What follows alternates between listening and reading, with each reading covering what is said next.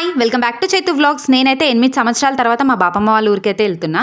నాకు చాలా ఇష్టమైన ఊరు, ఎందుకంటే మన ఊరు అనగానే ఒక స్పెషల్ వైబ్ వస్తుంది కదా. చిన్నప్పుడు అయితే అసలు ఊరికి వెళ్తున్నామన్న వారం రోజుల ముందు నుంచే ఫ్రెండ్స్కి చెప్పడం, బ్యాగులు చదువుకోవడం, మమ్మీ లేపక ముందుకే మబ్బుల లేచి మనమే స్నానం చేసి బ్రష్ చేసుకొని రెడీ అయి ఉండడం.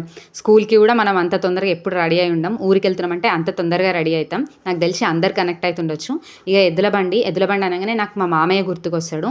మేము బాయికాడ నుంచి ఇంటికి రావాలన్నా, ఇంటికాడ నుంచి బాయికి పోవాలన్నా మా మామయ్య ఎద్దుల బండి తోలుకొని ఎద్దుల బండి మీద కూర్చోబెట్టుకొని తోలుకొని పోతుండే. నాకైతే ఎద్దుల బండితో చాలా మెమరీ ఉంది. దర్శనం కూర్చోబెడదామంటే భయపడింది, కూర్చోబెట్టలేకపోయినా. ఇక నెక్స్ట్ డే మార్నింగ్ లేచి మంచి సన్ రైజ్ చూద్దామని నేను మా హస్బెండ్ అయితే వెళ్ళుండే. ఆ పొలాలు, ఆ వాతావరణం, ఆ గాలి నాకైతే మస్తు నచ్చింది. ఇక మా ఆయన యాపప్పులతో బ్రష్ చేసుకుంటూ ఆ విలేజ్ వైబ్ని అంతా ఎంజాయ్ చేసిండు అనమాట. నాకు మస్తు మంచిగా అనిపించింది విలేజ్కి వెళ్ళి ఇవన్నీ అట్మాస్ఫియర్ని ఎంజాయ్ చేయడం. ఇక దర్శనం తీసుకెళ్ళి ఇవన్నీ చూపించడం ఇంకా స్పెషల్గా ఉండే. ఈ వీడియో కనుక మీకు నచ్చినట్టయితే do subscribe and also like my videos.